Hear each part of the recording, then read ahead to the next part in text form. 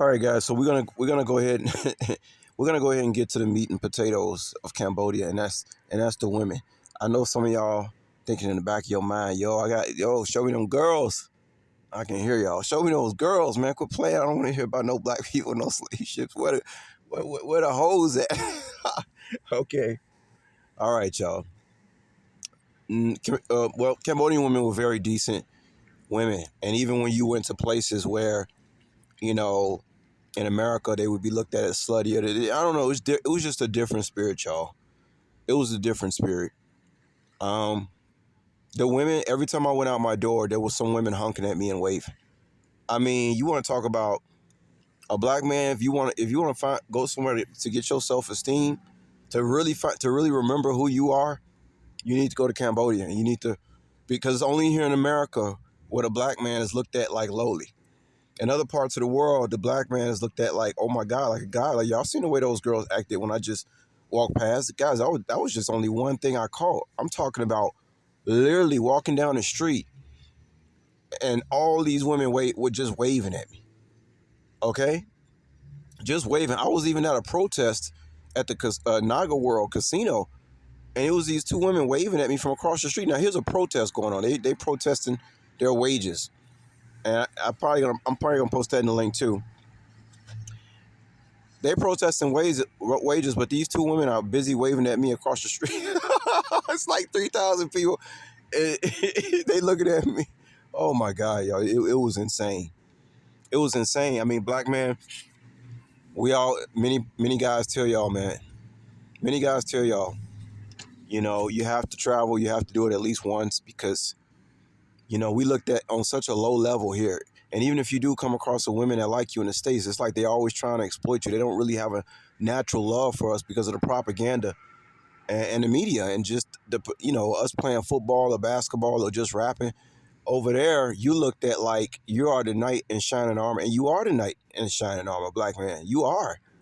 You are. It's only here in America. It's only here where you treat it like this by your own, not just by women, your own women. It's unbelievable. And like I said, there's black women all over the world. And I told y'all I seen black Cambodian women. And guys, let me tell y'all, there are certain things that it remind me of that Fallen movie with Denzel. He says, well, certain things you just shouldn't know. Guys, let me tell y'all, if y'all saw what I saw over there, some of y'all, y'all only into black women. If y'all seen these black Cambodian women over there, you guys, they will have to just cancel the passport law immediately, effective today, because there'll be so many niggas trying to go over there. The damn near the whole race, your whole race will be in danger.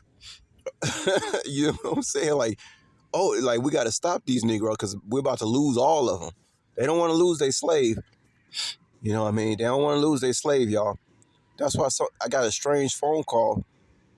Some Asian people. I'm thinking about this, guys. I'm getting my passport. They know I'm going to Asia. I get a strange phone call of some people telling me my name was connected to some murder in Texas. Talking about something about my social security number and was telling me I had to go meet them somewhere.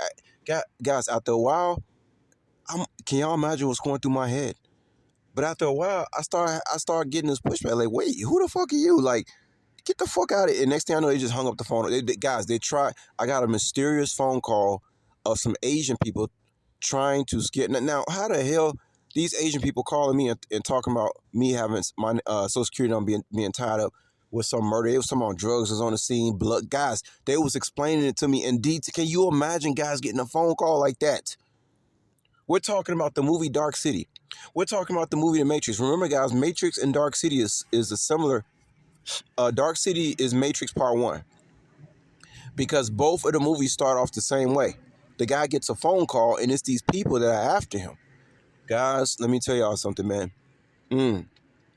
My life, I'm telling y'all heard one of my goddesses talking about some of y'all cannot feel my shoes. I'm telling y'all the truth, man. A lot of y'all cannot walk in my shoes. You be too scared. That's why God had to choose me, because a lot of y'all would have just been too scared to stand up and do what you want to do. People seek validation all the time, and God can't use you. If you're always seeking validation, God can't use you. How he gonna use you and you seeking validation from these dumbass people? You know what I'm saying? So he used me, It's like I'm on command. That's why when y'all see I make these videos, 144s pop up. It's like Almighty God is driving I told you, I'm in the back seat. Almighty God is driving the car. You understand? And it's crazy to sit here and sound so self-righteous. Oh, I'm not gonna curse, or I'm not gonna play these ghetto ass rap songs, or I ain't gonna talk about hoes and bitches. No, that's what God want me to talk about. How the hell you gonna reach people in the hood if you ain't talking how they talking? If you're not speaking their language. And it's not fake. I come from the hood. I was raised on the west side of Chicago in K-Town. I was raised around vice lords, I come from that. Okay, I come from that. You know what I'm saying? I come from there. I'm from Chicago, baby. I was raised right there, homegrown Chicago. You think I'm gonna start acting all self-righteous like I'm some biblical Muslim and I just pray 20 times a day? Hell no, that's not what God looking for. That's why I got the anointed, y'all. And now that I got God, who can be against me? Nobody. All they can do now is shut the fuck up and go wherever they going and look from their binoculars. That's all they can do now, y'all. Their hands are tied. There's nothing they can do. Anyways, so I'm gonna leave some links, guys, of some videos of some women dancing. And keep in mind, guys, it was all shapes and sizes over there. It was, and all the girls were skinny. It was barely any overweight people over there. Period. Only probably like 2% of the population is overweight, compared to like damn near 75% in America. So like every woman you came across was like fine. Even the fives you would get with. You know what I'm saying? You know what I'm saying? Even the fives were fine, because it's what's on the inside. Keep in mind, these people, their diet, it's mostly like soup, stews, noodles, and they're not all constipated like the motherfuckers over here. You know what I'm saying? They ain't all constipated. Most of the women, they just look good. You could tell they ain't been eating all this goddamn GMO food. You don't see no GMO babies over there in Cambodia. Those are real natural looking people.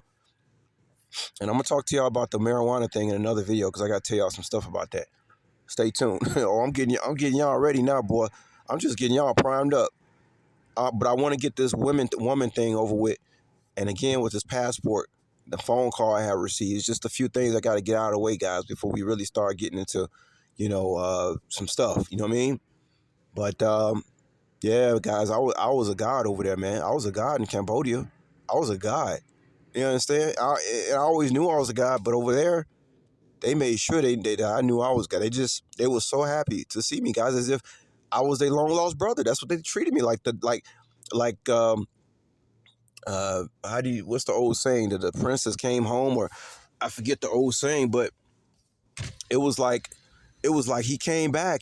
That's how it was. The energy was like, he came back. He came back. Like, they were so happy for guys. I was in tears. I was in tears, y'all. When I had to come back home, I was in tears.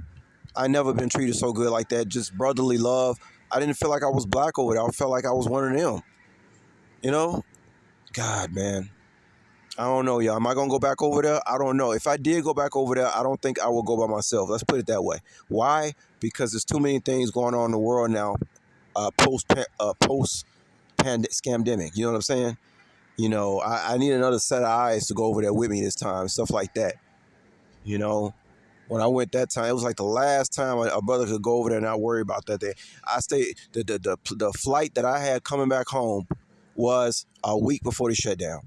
I couldn't believe it. I said, "Oh, I know Allah set this up for me," because I only had a 6-month stay, and as soon as my lease was up, the goddamn scandemic shut everything down in a week. If I hadn't made it back on that plane, I would have been stuck there for God knows how long, 3 to 6 months, living in some God knows what, a hostel somewhere, on lockdown in Cambodia. I can't, with a bunch of people that don't speak my language. And by the way, guys, I would say about 30% of those people over there speak English. So it wasn't like, oh man, I'm around all these people that don't speak English.